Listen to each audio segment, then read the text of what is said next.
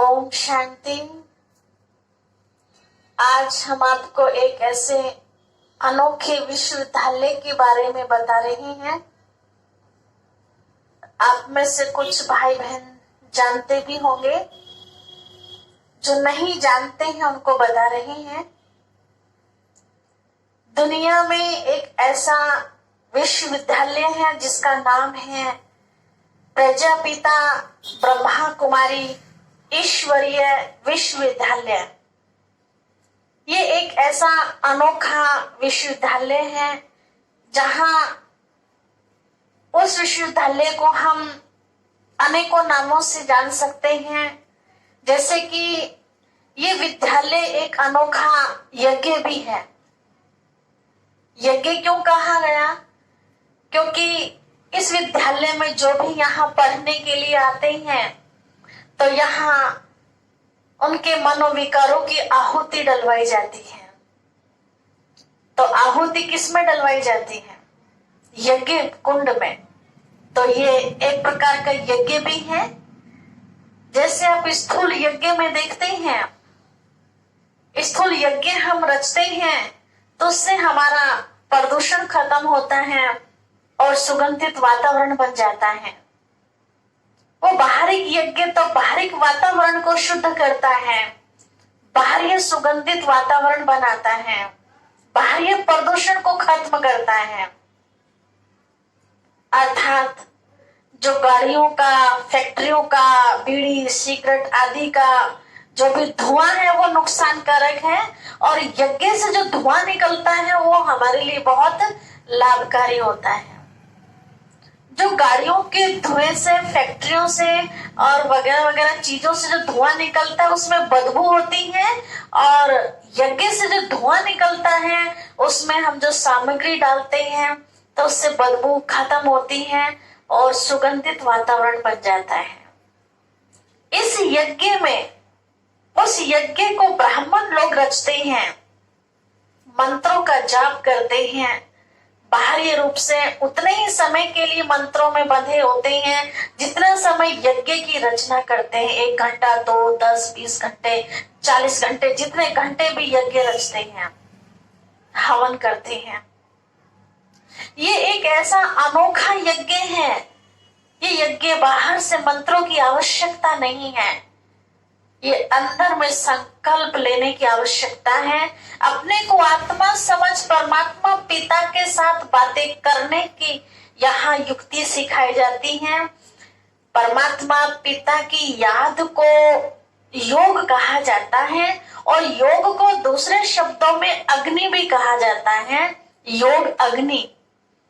तो जब हम योग उस स्थिति में बैठते हैं परमात्मा पिता की याद में, तो इस योग अग्नि के अंदर हमारे सारे विकार जल के भस्म हो जाते हैं, और आत्मा के अंदर जो प्रदूषण आ गया है, विकारों का, बुराइयों का जो प्रदूषण आ चुका है, वो प्रदूषण समाप्त हो जाता है, और एक दिव्य गुणों की हमारे अंदर धारणा आ जाती है। अर्थात जीवन हमारा सुगंधित बन जाता है। तो इसे हम यज्ञ भी कहेंगे। दूसरा, ये एक ऐसा ईश्वरीय विश्वविद्यालय है जिसे हम हॉस्पिटल भी कहेंगे। अब हॉस्पिटल किसे कहेंगे, कैसे कहेंगे? हॉस्पिटल इसलिए कहा, आप दुनिया में देखते हैं अनेक प्रकार के नाम के हॉस्पिटल खुले हुए हैं। कहीं आंखों का हॉस्पिटल है, तो कहीं कानों का है, तो कहीं हार्ट का है, तो कहीं हड्डियों का हॉस्पिटल है जहाँ हड्डियां टूटी फूटी जोड़ी जाती है। इस प्रकार से तो कहीं कैंसर का हॉस्पिटल है। लेकिन ये एक ऐसा ईश्वरीय हॉस्पिटल है जहां हर प्रकार का इलाज होता है।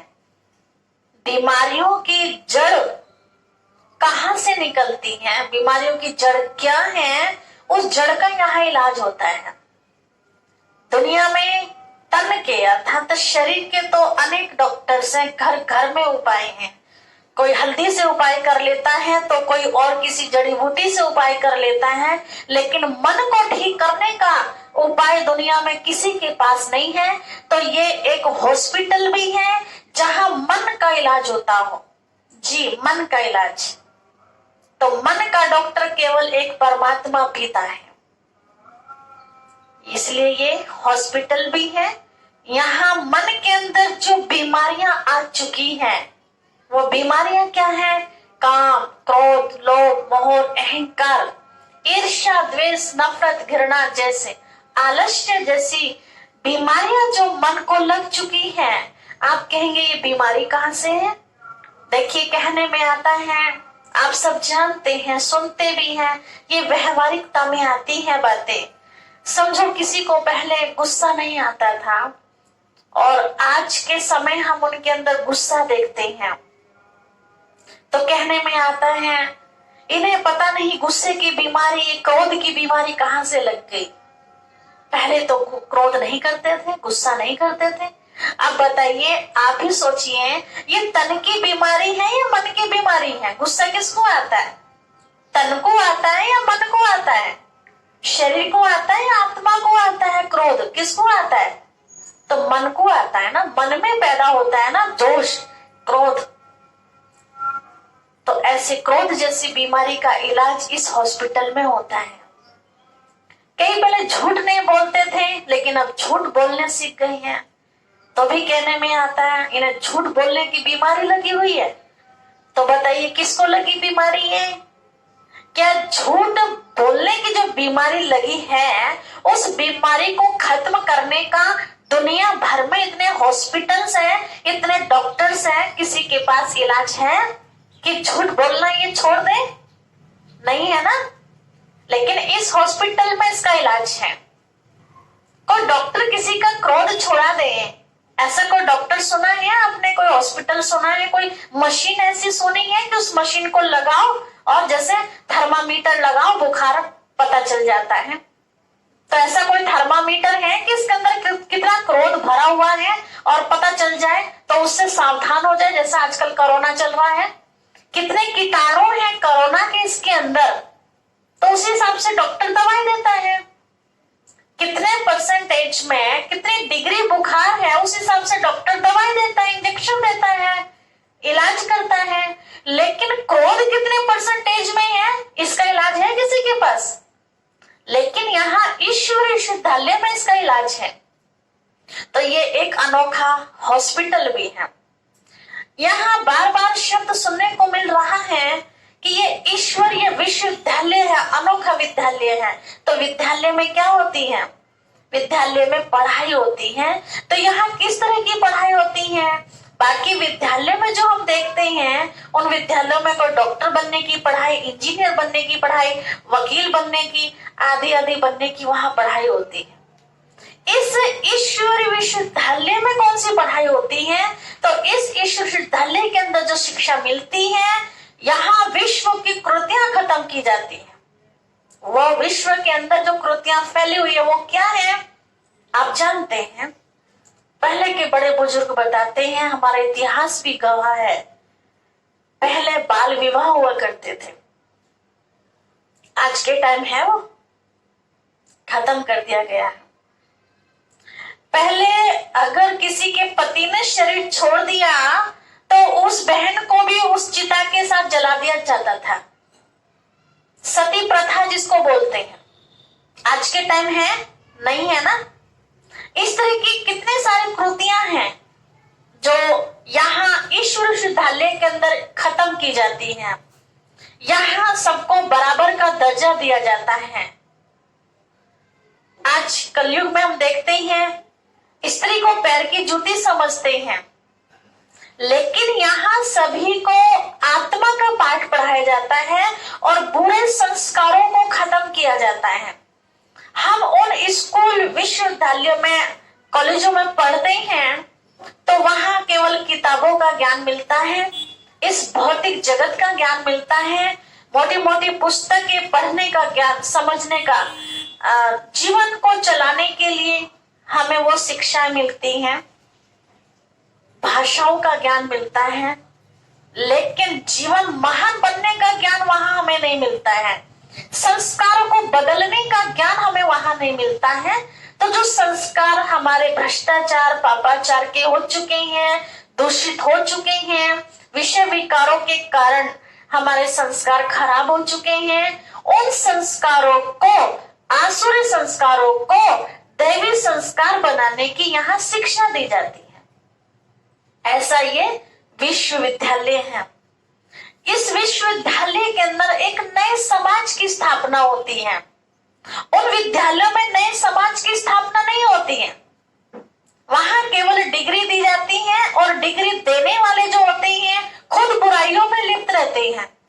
आप सब देखते हैं, कोई कितना भी बड़ा प्रोफेसर हो पढ़ाने वाला, क्लासरूम में पहुंचेगा, बच्चों को लेक्चर दिया और फिर लेक्चर देख के फ्री हुआ, बाहर पता चला बैठ के सिगरेट पी रहा है। थोड़ी देर के बाद देखा तो नशे में एकदम लोटपोट है। बताइए, तो वहां चरित्रवान बनने की पढ़ाई नहीं होती, यहाँ चरित्रवान बनने की पढ़ाई पढ़ाई जाती है। यहाँ पढ़ाने वाले जो निमित्त हैं वो स्वयं पहले उन बातों को प्रैक्टिकल अपने जीवन में लाते हैं और उसके बाद वही बातें फिर दूसरों के साथ सामने रखते हैं कि आप भी ऐसा अपना जीवन दिव्य महान बनाइए। तो ये एक ऐसा अनोखा विश्वविद्यालय है, इसमें नए विश्व का निर्माण होता है जिसे हम सत्युग संसार कहते हैं। जो आज तक हम सुनते थे कि कभी ये संसार ऐसा था, कैसा था? कल के भारत की अगर हम बात करें, कल का भारत कैसा था? तो कल का भारत सोने की चिड़िया सुनते हैं। कल का भारत सोने की चिड़िया था। आज का भारत क्या है? क्या कहेंगे आज के भारत को? मिट्टी के भी नहीं रहा, मिट्टी भी हमें खरीदनी पड़ती है। और आजकल तो पता चलता है कि लोग मिट्टी भी नहीं खोदने देते। गवर्नमेंट ने उस पे भी बंधन लगा दिया कि हम मिट्टी भी नहीं खोदेंगे कहीं से। अब बताइए, आज के संसार की क्या हालत हो गई? कहाँ ये सोने की चिड़िया कहलाता था, कहाँ आपस में इतना प्यार था, पशु पक्षियों में भी इतना प्यार था। सुनते हैं कि शेर और गाय एक घाट पर पानी पिया करते थे, और आज शेर और गाय की तो बात बहुत दूर की है। भाई भाई के घर का पानी पीना पसंद नहीं करता। भाई भाई आपस में डायरेक्ट बात करना पसंद नहीं करते, किसी को बिचौलिया बना लेते हैं और बीच में रख के भाई मेरी बात उससे कह देना, वो कहेगा भाई मेरी बात तो उससे कह देना। बताइए, इसको क्या कहेंगे? स्वर्ग कहेंगे या नर्क कहेंगे? आज की दुनिया की ये हालत है। माँ बेटे से बोलने को तैयार नहीं, बेटा माँ से बोलने को तैयार नहीं, सगे बहन भाई आपस में बात करने को तैयार नहीं, कोई किसी की बात को पानी नहीं देता। इतना विकारों के वशीभूत हो गई है आत्मा, इसी के कारण कलयुग आ गया। अब फिर से सत्युग लाने के लिए ये अनोखा विश्वविद्यालय है। यहाँ अनोखे विश्वविद्यालय में पढ़ाई होती है, नर श्री नारायण बन जाए और नारी श्री लक्ष्मी बन जाए। कहावतें हम सुनते आए हैं, नर ऐसी करनी करे जो श्री नारायण पद पाए, नारी ऐसी करनी करे जो श्री लक्ष्मी पद पाए। तो वो करनी है कौन सी? वो करनी क्या वो कहेंगे जो हम मंदिर में चले गए, फूल चढ़ा दिए, हाथ जोड़ लिए और काम पूरा हो गया। क्या मैं लक्ष्मी जैसी बन जाऊंगी? रोज लक्ष्मी के पैर धुलाई करके भी पीऊंगी तो शायद मैं लक्ष्मी नहीं बन पाऊंगी। अगर मैंने लक्ष्मी के अंदर जो गुण है वो अपने अंदर उतार लिए तो मैं जरूर लक्ष्मी बन जाऊंगी। ऐसे श्री कृष्ण के पुजारी श्री कृष्ण जैसा सुखद जीवन प्राप्त करना चाहते हैं, लेकिन श्री कृष्ण के अंदर जो खूबियां थी, जो सात्विक भोजन वो किया करते थे, सात्विक विचार उनके थे, सात्विक बोल थे, सात्विक व्यवहार था उनका, दिव्य गुणों से भरपूर थी वो श्री कृष्ण की आत्मा। क्या आज हम हैं? नहीं है ना? तो फिर कैसे हम श्री कृष्ण जैसा सुखद जीवन का सपना देख सकते हैं? सच में अगर श्री कृष्ण जैसा, श्री राधे जैसा सुखद जीवन हमें प्राप्त करना है तो उनके दिव्य गुणों को भी हमें अपने अंदर लाना होगा। तो वो कैसे अपने अंदर दिव्य गुण लाए जाते हैं? वो यहाँ ईश्वरीय विश्वविद्यालय के अंदर पढ़ाया जाता है। ये ईश्वर विश्वविद्यालय सही अर्थों में विश्व के सभी वर्गों के लिए है। यहाँ कोई भी जाति पाति भाषा धर्म और किसी भी देश का पढ़ सकता है, पढ़ते हैं। ये अनोखा विश्वविद्यालय एक ऐसा विश्वविद्यालय है जिसकी शाखाएं लगभग 145 देशों के अंदर है। ये छोटा विश्वविद्यालय नहीं है, नाम ही विश्वविद्यालय क्यों पड़ा, पूरे विश्व में फैला हुआ है। ये शिक्षाएं घर घर तक पहुंचाने की जिम्मेवारी हमारी है। तो ये सभी के लिए है। यहाँ किसी प्रकार की कोई भाषा का, धर्म का, जाति का, यहाँ नीचे से नीचे भी आते हैं तो यहाँ ऊंच से ऊंच भी आते हैं। यहाँ कोई भेदभाव नहीं, यहाँ सभी को आत्मिक नाते से भाई भाई मान करके बात की जाती है। भाई बहन भी नहीं, भाई भाई। आज तक हम नारा तो सुनते आए, हिंदू मुस्लिम सिख ईसाई आपस में सब भाई भाई, लेकिन क्या है हकीकत में वो बात? अभी यहाँ झगड़ा हो जाए किसी मुस्लिम के साथ हिंदू का तो क्या होगा? जानते हैं सब क्या होगा। मुस्लिम भाई एक तरफ और हिंदू भाई एक तरफ। कहेंगे वो भाईचारे वाली बात, इंसानियत की बात नहीं करेंगे, बल्कि पार्टीबाजी कर देंगे। गलती नहीं देखेंगे गलती किसकी है। अरे भाई, जिसकी गलती उसे कहो, उसमें हिंदू हो या मुस्लिम हो, सिख हो या ईसाई हो, कोई भी हो, उसमें क्या जाता है? तो यहाँ इंसानियत पना सिखाया जाता है। जिसकी जो गलती है उसी को कहा जाए, निर्दोष को, बेचारे को बचाया जाए। लेकिन ये दुनिया कहाँ है? निर्दोषी जेल में पड़े हुए और दोषी सीना तान के चल रहे हैं। आज की दुनिया की ये हालत है, इसीलिए इसको घोर कलयुग कहा गया। इसीलिए पहले हम सुनते थे छोटेपन में, आप सबने भी सुना होगा, अंधेरी नगरी चौपट राजा। ये आज की दुनिया की हालत है। यहाँ का जो राजा है वो चौपट है। कैसा चौपट है? पता ही नहीं है सही क्या है गलत क्या है। बस 10 लोग आ जाए बुरे व्यक्ति की तरफ से कि हाँ जी इसकी कोई गलती नहीं है, उसकी बात मान लेंगे। निर्दोष की तरफ एक आधा आया, कहेंगे अच्छा इसका पढ़ना हल्का है तो इसका मतलब इसकी गलती है। अब बताइए, तो यहाँ ईश्वर विश्वविद्यालय में शिक्षा दी जाती है कि हम सभी के साथ आत्मिक बन का व्यवहार करें, एक दूसरे के साथ हम वो व्यवहार करें जो हम अपने साथ चाहते हैं। सभी धर्मों में एक बात कही गई है, वो कौन सी बात है? कि आप अपने साथ, दूसरों के साथ ऐसा ही व्यवहार कीजिए जैसा कि आप अपने साथ चाहते हैं। हम अपने साथ कैसा व्यवहार चाहते हैं? लोग मेरे से बेइज्जती से बोले, लोग मेरे से अकड़ के बोले, लोग मेरे से झूठ बोले, लोग मेरे से क्रोध में आके बोले, नहीं चाहते ना।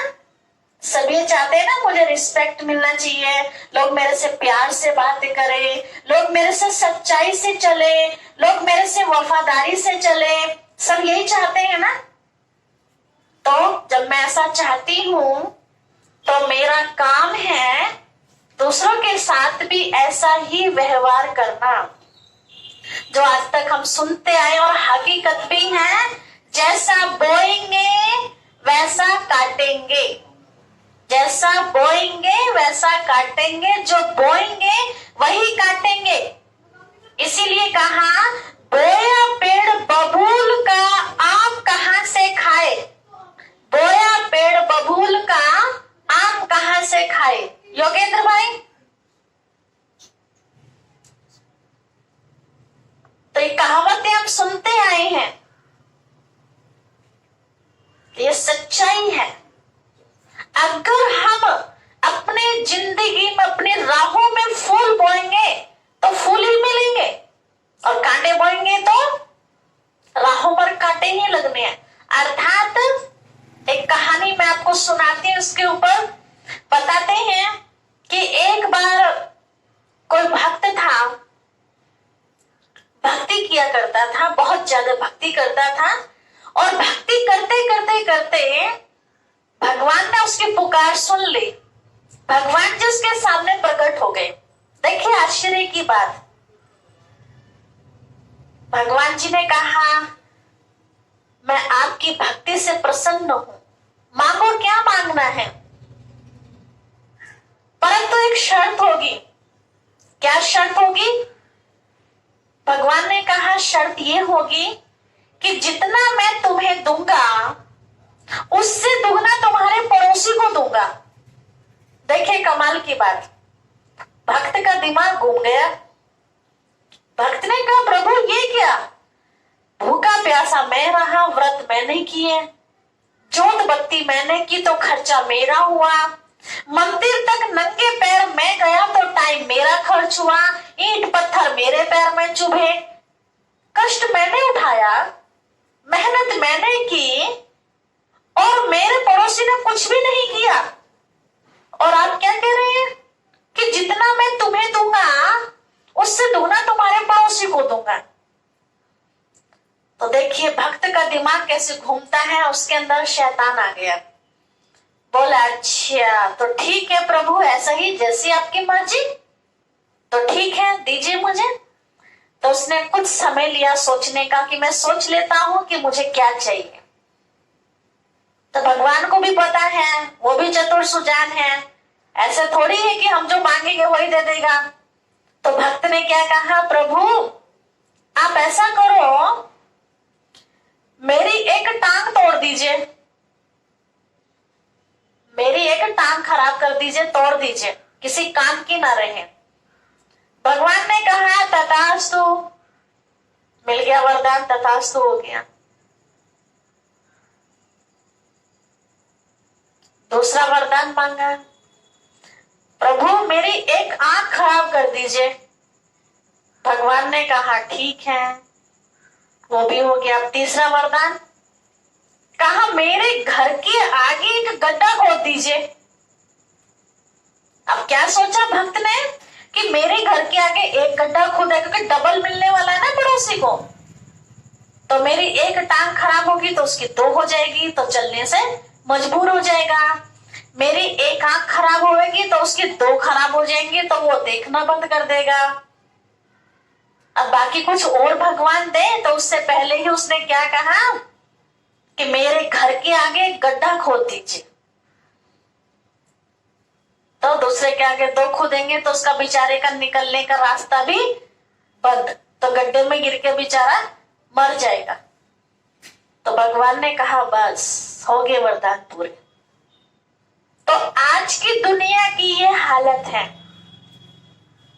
अपने अपने बारे में सोचते हैं, दूसरों के बारे में सोचने का कोई मतलब ही नहीं है ना। मुझे पंखा मिल जाए, मुझे खाना टाइम पे मिल जाए, मुझे मकान अच्छा मिल जाए, है ना, मुझे परिवार अच्छा मिल जाए, मेरा बिजनेस अच्छा चल जाए, मेरी कोठियां भर जाए, मेरा बैंक बैलेंस भर जाए, दूसरा चाहे कितना भी परेशान होता रहे। अपना खाया मस्त मिल गया, मस्त नहीं तो बना के खा लिया।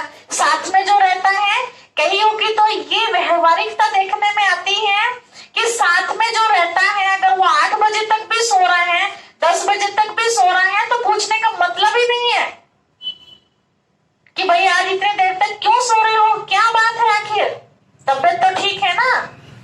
बताइए इतना पूछने में क्या जाता है, उसको कितना अच्छा लगेगा अगर हमने कोई उठने वाला 6 बजे और वो 8 बजे तक भी नहीं उठ रहा, 10 बजे तक भी नहीं उठ रहा, बार बार जाके वो बिस्तर पर जा रहा है, तो जरूर कुछ तो कारण होगा ना। तो ऐसे भी स्वार्थी है दुनिया के अंदर, इसीलिए इसको कलयुग कहा गया।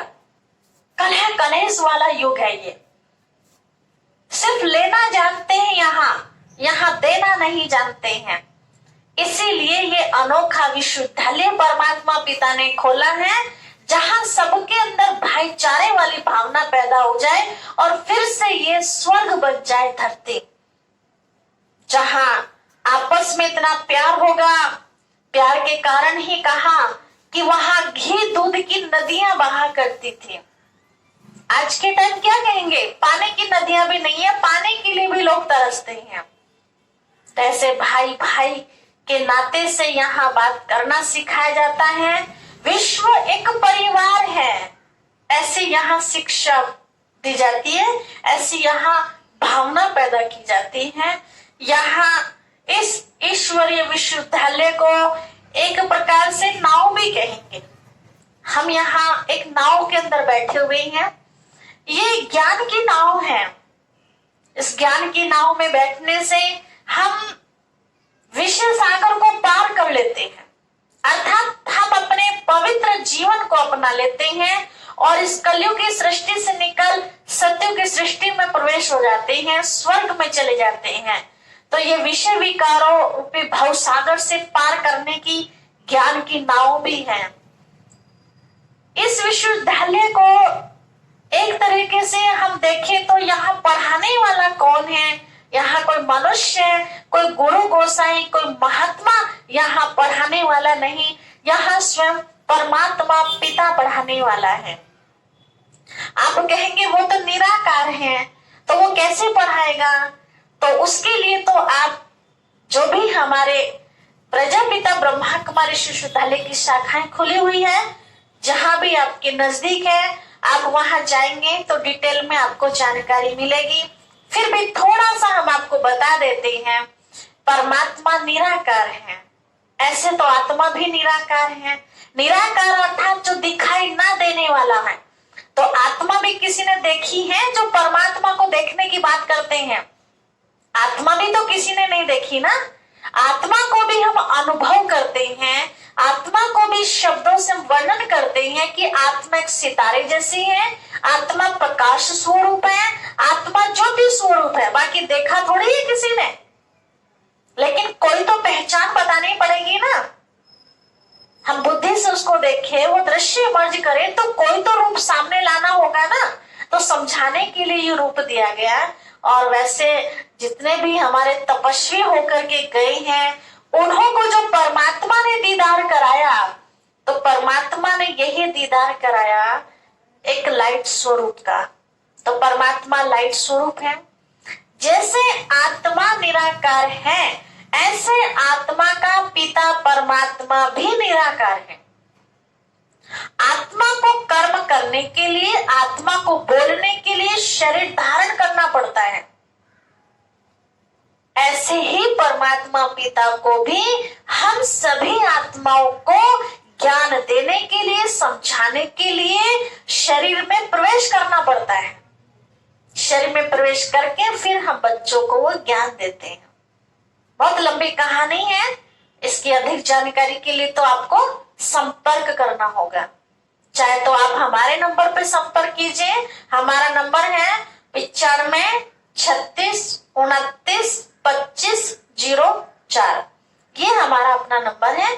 आप इस नंबर पर भी अधिक जानकारी ले सकते हैं, या आपके नजदीक कोई भी केंद्र है तो वहां पर आप जानकारी लीजिए, आपको बहुत फायदा होगा। ये ऐसा विश्वविद्यालय है जहां मनुष्य भर तो क्या, यहाँ प्रकृति, जीव जंतु सबका यहाँ परिवर्तन होता है। सबका परिवर्तन अर्थात सब यहाँ सतो प्रधान बन जाते हैं। आज के टाइम सभी तमो प्रधान हैं, क्योंकि मानव गिर गया तो मानवता के कारण सारे पशु पक्षी गिर गए, साथ में प्रकृति ने भी अपना रुख बदल लिया है। हम सब सुनते हैं कि सतयुग में मौसम कैसा होता था, सदाबहार का। आज का मौसम क्या है, सदाबहार कहेंगे? आजकल देखो कितनी भयंकर गर्मी पड़ रही है, सबको अनुभव है। ये गर्मी का मौसम नहीं है, फिर भी गर्मी पड़ रही है। कभी आपने स्वर्ग के जो देवताएं हैं, सीरियल हम सब देखते हैं, कोई भगवान ने तो वो सीरियल बनाए नहीं है, हमने और आपने ही बनाए हैं। उन सीरियलों में कभी आपने देखा किसी देवता के ऊपर पंखा चल रहा हो, या कोई देवता एसी में बैठा हो, या उसको इतनी ठंड लग रही हो कि उसने स्वेटर पहना हो, शॉल या कंबल ओढ़ रखा हो, या कभी वो बीमार हुआ हो तो उसके पास कोई डॉक्टर आया हो इंजेक्शन लेकर के या दवाई लेकर के उसको छींक आई हो, या वो पेट पकड़ के बैठा हो कि आज तो मेरी कोख में दर्द हो रहा है, या सिर पकड़ के आज तो मेरा सिर फटा जा रहा है। कभी सुना किसी देवता के बारे में? कोई इतिहास उठा के आप बताइए हमें, किसी उसमें दिखाया हो तो? श्री कृष्ण संपूर्ण देवता है, कोई कहानी हमें ऐसी नहीं मिलती है। कारण क्या है? वहां की प्रकृति सतो प्रधान है। सतो प्रधान अर्थात प्योर। क्यों है? क्योंकि वहां आत्माएं जो राज्य करती थी, आत्माएं जो रहती थी, वो सभी देवी देवताओं के रूप में थी, और वो देवी देवताएं श्रेष्ठ कर्मधारी थी। तो श्रेष्ठ कर्म के कारण ही प्रकृति भी उन देवताओं के अधीन थे। जब चाहे वो बारिश कर लेते थे और जब चाहे वो बारिश को बंद कर लेते थे। ऐसा प्रकृति उनके अधीन में थी। प्रकृति अर्थात 5 तत्व, जल, वायु, अग्नि, आकाश और पृथ्वी। इन 5 तत्वों को अधीन किया हुआ था देवताओं ने। कैसे? अपने श्रेष्ठ कर्मों से। जैसे आज के टाइम एक बहुत अच्छा बच्चा हो, आज्ञाकारी बच्चा हो, तो माँ बाप ऑटोमेटिक उनकी हाँ में हाँ रखते हैं और भी सब हाँ में हाँ, हाँ जी, हाँ जी, हाँ जी, हाँ जी। और जो नालायक बच्चा हो उसके हाँ में हाँ करेंगे। उसको कोई चीज चाहिए होगी 10 बार रो रो के मांगेगा तब एक बार मिलेगी उसे वो चीज, क्योंकि लायकता नहीं है उस चीज को पाने की। तो इस ईश्वर विश्वविद्यालय के अंदर हमारा जीवन ऐसा लायक बन जाता है कि मनुष्य तो क्या, प्रकृति भी हमारा कहना मानती है। तो ऐसे आज के टाइम जो सभी तमो प्रधान बन चुके हैं, सभी को सतो प्रधान बनाने की यहाँ शिक्षा दी जाती है और ये शिक्षा सुन सुन करके हम अपना जीवन बदल के कलयुगी से हम सतयुगी देवता बन जाते हैं। तो आप भी आइए, ऐसे विश्वविद्यालय में आप सबका स्वागत है, बारंबार स्वागत है, स्वागत है, स्वागत है। आइए और औरों को भी लेकर के आइए, अपना भी जीवन महान बनाइए और औरों का भी जीवन महान बनाइए। जितनों को आप रास्ता दिखाते हैं उनको वो जीवन परिवर्तन करने की प्रेरणा मिलती है, उनके जीवन में परिवर्तन आता है, उनका जीवन महान बन जाता है। समझो कोई बुराइयों से अपने आप को लिपेटा हुआ है, छोड़ नहीं पाता है, यहाँ जब आता है शिक्षाएं प्राप्त करता है तो उसकी दारू भी छूट जाती है, उसकी बीड़ी भी छूट जाती है, उसके और कई गलत कर्म में जो फंसा होता है वो सब गलत काम उसके छूट जाते हैं। तो परिवार वाले खुश हो जाते हैं, तो खुशी के कारण उनके अंदर से दुआएं निकलती हैं। तो आप ऐसी दुआएं भी प्राप्त कीजिए। दुआओं के लिए हमने सुना है, कहा जाता है दवा से बढ़कर दुआ काम करती है। जब मनुष्य बहुत बीमार हो जाता है, डॉक्टर भी हाथ ऊपर कर देते हैं कि अब हमारी समझ से बाहर है इनका इलाज, तो उस समय कहते हैं अब तो इनको दुआएं काम करेगी।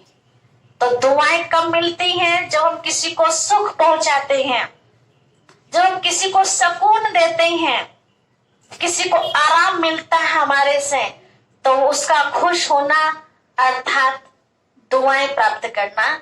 हमारे किसी भी कर्म से अगर किसी को दुख पहुंचता है, कोई परेशानी होती है, किसी के घर में झगड़ा होता है, कलह कलेश होता है, हमारी वजह से किसी का बच्चा बिगड़ जाता है, सुधरने के बदले और ही खराब हो गया, संस्कार उसके कोई जिद्दी वाले बन जाते हैं। कई बार हम देखते हैं परिवारों में बच्चे ने कोई जिद की, हम एक बार मना करेंगे, 2 बार मना करेंगे, तीसरी बार उसकी जिद पूरी कर देते हैं। सोचते बालक ही तो है, लेकिन ये नहीं पता ये बार बार का जो उसका संस्कार है वो धीरे धीरे ऐसा संस्कार बन जाएगा। आज छोटी चीज के लिए वो जिद कर रहा है, रो करके पैर फैला रहा है, लेकिन आने वाले समय में वो किसी बड़े कार्य में भी जिद करेगा और आपको ऐसा मजबूर कर देगा। अगर आपने ज्यादा डांटा तो घर से बाहर निकलने की भी वो बच्चा धमकी देगा।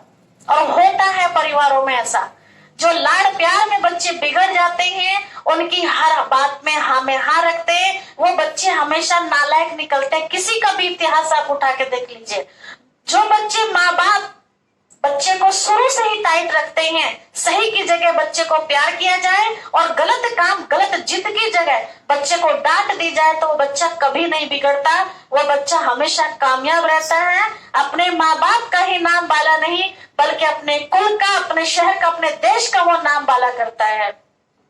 तो ऐसे बच्चों को भी यहाँ शिक्षाएं दी जाती हैं। यहाँ केवल बड़े ही नहीं, यहाँ बड़े बुजुर्ग, जवान, छोटे बच्चे, यहाँ सभी तरह के इस ईश्वर विश्वविद्यालय में आते हैं। जो जैसा होता है उसको उसी तरह की यहाँ शिक्षा दे करके उसको ऐसा लायक बनाया जाता है कि वो दूसरों को भी लायक बनाने की शिक्षा देने लगता है। तो आप सब भी आइए और दूसरों को लेके आइए। आप सभी का बहुत बहुत धन्यवाद। ओम शांति।